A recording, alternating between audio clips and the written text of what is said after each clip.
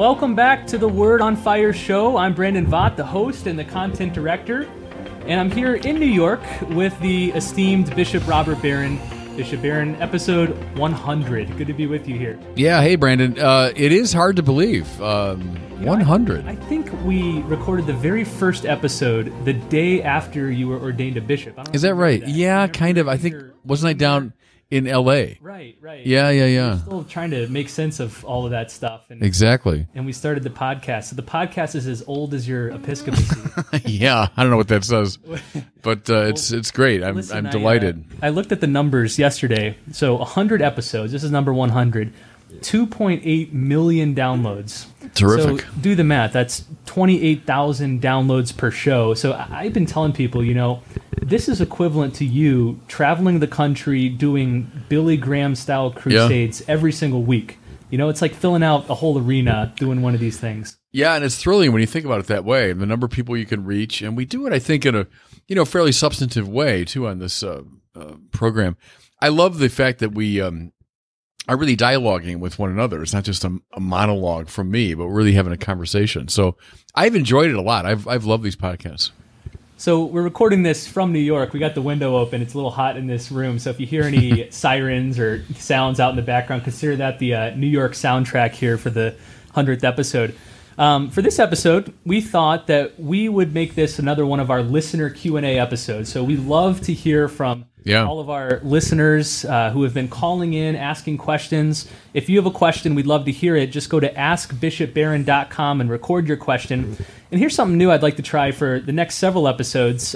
If you have any young kids, we'd love to hear from them. Several people have told us they love the episode we did, Bishop, where we had my kids ask you all sorts of precocious questions. And we'd love to hear from more kids. So if your kids have some questions they'd like to ask a Catholic bishop, go to askbishopbarron.com. And I promise I will not poo-poo those questions if I get them. That was the big highlight for my kids when you use potty language on the show. Yeah. Okay, so this episode, we got a handful of great questions coming in here. So let's just dive right into those. The first one comes from Sean in Temple, and he from Temple, Texas, and he asks about ancient philosophy. Wanted to get your thoughts on it. So here's Sean's question. Hello, Bishop Barron. My name is Sean from Temple, Texas, and I was wondering, what are your thoughts on the philosophy of Stoicism, and how should we as Catholics view it? Yeah, thank you for that question. It's one of the most enduring philosophical schools, really, when you think about it. Up and down the centuries, the Stoic point of view has been an influential one.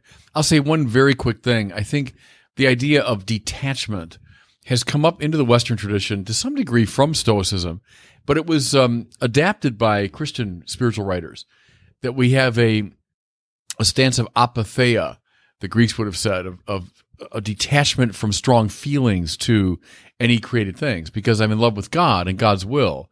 Therefore, no matter what happens to me, success or failure, health or sickness, I'm detached from those. And then that turns into indifferentia in Ignatius of Loyola, that Jesuit sense of indifference, which I know sounds bad, but it means you're indifferent to whether rich or poor, whether I'm healthy or sick, whether I'm popular or not, because what matters to me is doing the will of God. And I think in some ways it's an inheritance of the Stoic point of view. The church at its best, I think, has always been able to assimilate what's good, true, and beautiful in the wider culture. And that's, I think, a good example of it. Now, it doesn't mean I'm subscribing to the whole Stoic program. I'm not. But that element, I think, has a real resonance within Christianity. I know our good friend, the Word on Fire director of Outreach and Mission, Jared Zimmerer, is a big Stoic guy. Yeah. And in his work and in similar works, we've seen Stoicism developing into what Jared calls the new asceticism within Catholicism. Talk a little bit about that. And that could be that disciplining of your desire so you don't get over-attached to certain things. So, let's face it, we'd all much rather, lie in bed all day and eat chocolate, But somebody tells you, no, I've got to discipline those desires lest I become attached to my comfort, And then other areas of life. Think of anyone, whether priest, married, single, that has to impose a certain discipline on his or her sexual life, sexual desires. That's a kind of asceticism. Jared, of course, is a deeply spiritual guy, and he's also seeing the importance of the ascetic when it comes to physical health. I mean, you've got to deny yourself all sorts of things lest you become attached to comfort and so on, ease. So yeah, I think that comes up in the ascetic tradition too. Bishop, anyone following your work knows you are a big proponent of the right definition of love, which is to will the good of the other as other. Here's a question from Katie from Nevada, who asks a follow-up question about that very definition. Hello, Bishop Barron. My name is Katie, and I'm calling from Nevada. My question is about love as willing the good of the other. I've been thinking about this lately and how to live it in my own life. What do I do if willing the good of one other hurts a second other, and vice versa? Or what if I'm not sure? What action is in the other's best interest? I may be overthinking this, but I would appreciate your insight. Thank you for all that you do. Well, you're welcome for that. I don't think you're overthinking it. I think it's an important thing. First principle, we can never do evil, the good might come of it. So if something is intrinsically evil, it should never be done. So if you mean, would harm another, you're engaging in something that's intrinsically evil, that can never be done. There's never a justification for that. However, within the finite conflictual world, it's true that sometimes goods come into conflict with each other, and we have to exercise prudential judgment, I suppose. What's the greatest act of love in this situation? What's willing the good of the other most fully? I guess I'd probably love to hear an example from you, but I think I know what you mean, that if I do this for this particular, a child, let's say, will that awaken resentment in another child, or would that cause a conflict in some way? And I suppose that's maybe another category to look at, is separating your own moral choice from certain consequences that are unintended, that come from a moral choice. So if someone reacts badly, let's say with resentment, to a moral choice you make, that doesn't obviate the rectitude of the moral choice that you made. That you would say is an unintended consequence or a side effect of it. Then if you want to get really technical, we can go into the principle of the double effect, for example, which looks at that issue too, of the unintended side effect. So I guess I'd look at a number of those different areas. It'd be helpful if we had a particular example. Like, now, what do you mean when you say these are coming into conflict? So, Brandon, what's striking you? The example that came into my mind when she asked this just happened a few minutes ago. We were walking around the corner from lunch, and there was a homeless man on the corner. He reached out to us and asked for money. And you and I, we've discussed this scenario several times before, but we both clearly want to will his good. Mm-hmm. But what does that require? Good. And it's not always clear, is it? I mean, it's not always crystal clear that, that's the right thing to do. So there's, again, prudential judgment comes into play. And that's okay. I don't think we should torture ourselves that, oh my gosh, I didn't do the absolutely right loving thing, because we might not always know precisely. So do the best you can with that, Let love be the constant determining force of your life. When you examine your conscience at the end of the day, did I at every moment do what was the loving thing required? Did I will the good of the other? Now, was there a perfect way to live my day? I guess probably was. Did I reach it? Almost certainly not. But that's just not a bad guide as you're looking at your moral life. All right. Next up, we got a good question from Charles in El Paso, Texas. Here's Charles. Hello. My name is Charles Trujillo from El Paso, Texas, St. Luke Diocese. Bishop Barron, why do they always use children to depict angels? Well, thank you for that. I guess first observation is they don't always. Look at Luca Signorelli's great frescoes in Orvieto, when the angels are depicted as pretty buff, tough-looking warriors. Or look at Michelangelo in the Sistine Chapel ceiling. Some of those figures that they call the athletes are often identified as angels. Or the ones on the Last Judgment are clearly kind of big, very mature, tough-looking figures. So I think what's going on there is the power, the strength of an angel is being symbolized. So an angel is beyond matter. An angel is a separated intelligence, as Aquinas said, meaning separate from matter. But the angel is at a very high pitch of ontological perfection. So we try to hint at that with sensible and visual symbols. So the Luca Signorelli, tough guy angels, I think are signaling the strength and the power, the courage of an angel. But you're right, often they're depicted as little children. And I'd say that has to do with the innocence of the angels. So even though they're precisely because they're at a higher ontological level, they have a greater innocence, simplicity, if you want. And I think the child symbolizes that dimension of it. So the artists, the theologians, the poets will reach for different metaphors. And it's a cool thing to think about, actually, because I guess we get either dismissive of it, oh, it's just a little sentimentalism, and it's nothing to do with reality. Well, no, it does have something to do with reality. It's signaling what an angel is like, but always mutatis mutandis, right? Always with a keen sense of this is an analogical gesture in the direction of what an angel is like. Some of my favorite questions we get here in the Word on Fire show are from young men who are exploring whether to become priests. Yeah. Or people in general who are exploring whether to become Catholic. Mm-hmm. And we have an example of the latter question here. So here's a question from Jarrett. My name is Jarrett from South Dakota.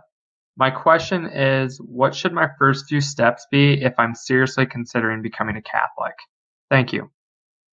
Yeah, that's a good question. And again, having a little more information about where precisely you are would be helpful. But I'll say a couple things. One, I think, is getting a good spiritual friend. And I would say spiritual director if you want, but even if you're not ready for that step, a spiritual friend, someone, a Catholic that you can talk to. And maybe someone that it doesn't intimidate you, it's not some great authority figure, but just a friend, someone that you can ask honest, simple questions. I think that's really important. I think start going to Mass. I know, Brandon, just was it yesterday? You were down at the church where Thomas Merton first attended Mass. He wasn't a Catholic. He was just thinking about it, or he was intrigued by it. Didn't know what to do, but he went to Mass. Something possessed him. And it's always very moving to me to go to that church and think, there he was, sneaking in the back door there. So go. Don't be afraid of that. Go to Mass. And, you're not ready to receive communion and so on and so forth, but go and just find out what Catholics are up to. Another suggestion is do some reading. I agree with Matthew Kelly that one of the marks of really vibrant Catholics is they read. They read books about the faith. So inform yourself. Get the catechism. Get a book of basic apologetics or a Q&A about Catholicism or something. Get the Bible. Start reading it. If you're further along the path, I'd start talking about the RCIA, right? The Rite of Christian Initiation for Adults. All the parishes around the country have this program. And in preparation for that, go talk to your parish priest. Who's the local pastor wherever you are? Go talk to him. And he'll probably give you some of the same advice and maybe direct you toward this RCIA program. So those are a couple of things. But spiritual friend, talk to your pastor might be the most important ones. Okay, now we're going to throw a heavy hitter theology question at you, Bishop. Okay. This one comes from Ricardo in your neck of the woods, California. So here's his question. This is Ricardo from San Diego. Why is image and likeness in Genesis interpreted as an imperfect similitude, while in the form of God in Philippians as a perfect equality? Is it a case of Hebrew versus Greek philosophies? But since the hymn quoted in Philippians is an earlier hymn, one could think it would be Hebrew in origin and closer to the concepts in Genesis. Thanks in advance. Maybe first unpack those two verses. What's he talking about? Yeah, so go back to the book of Genesis, and we hear about, Adam and Eve being made in the image and likeness of God. And then we're talking in the New Testament about Paul to the Philippians chapter 2, when he says about Jesus, though he was in the form of God, he did not deem equality with God a thing to be grasped at. And the Greek there in the Philippians hymn is morphe tou theou, the form of God. And in the Septuagint, which is the Greek translation of the Old Testament, that's also the term that's used to describe Adam's state. So that's where the issue is coming from. Is it the same thing? Is it Adam is a human being sort of in the image of God, and Jesus is a human being in the image of God? Is the difference that Adam grasped at it, Jesus didn't? Well, I think there's something to that. I would say, yeah, that's true. But I'd also say you got to look at the whole context. There's zero question in the book of Genesis that Adam is anything but a creature, right? Adam is made, along with all the other things that were made from the earth itself and light and the planets and plants and animals. He's a creature too, right?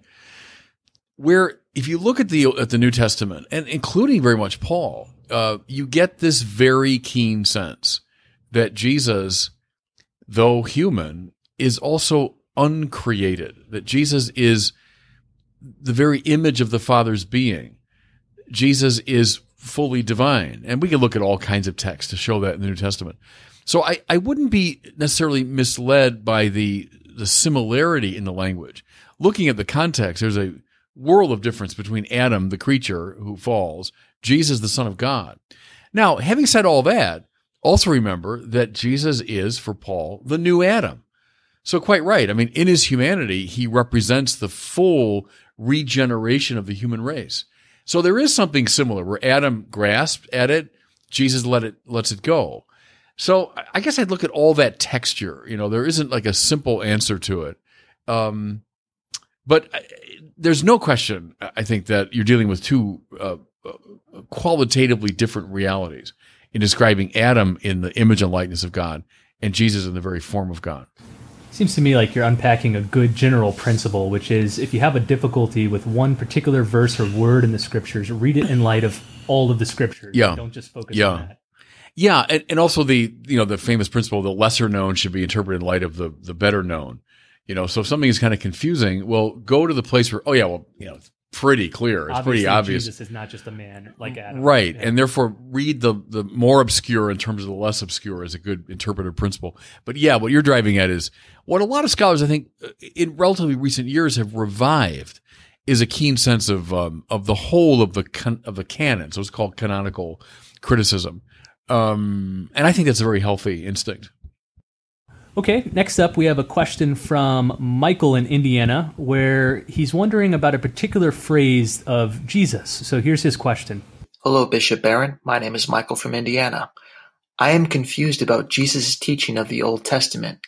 Jesus says that not the smallest letter will disappear from the law, which seems to indicate that Jesus is exhorting us to adhere to every single word of the Old Testament. But then Jesus proceeds to repudiate Old Testament teachings such as divorce, retaliation, making oaths, etc. Can you help me make sense of this? Thank you. God bless. Yeah, thanks for the question. It's a good one, and it's one that's been on the minds of Christians from the very beginning. You're right, it seems to me, that we can't read that, we shouldn't read that as though Jesus is simply calling for a strengthening of every detail of the Old Testament law, because you're correct. He does in many ways depart from Old Testament law. Think of the huge stress on clean and unclean. Well, Jesus almost like with a blithe, wave of his hand declares all foods clean. I mean, extraordinary thing.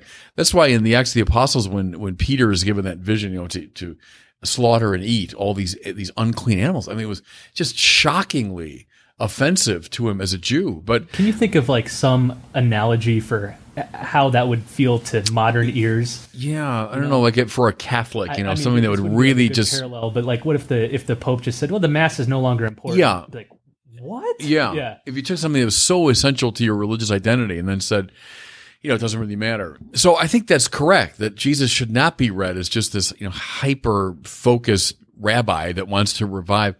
But he's driving something of enormous importance, which is his life and his work, especially his dying and his rising, does indeed represent the fulfillment of the law, the coming to full expression of the deepest intentionality of the law. Because the law's purpose was to unite divinity and humanity, right? That's what the law, Torah, temple, prophecy are all about.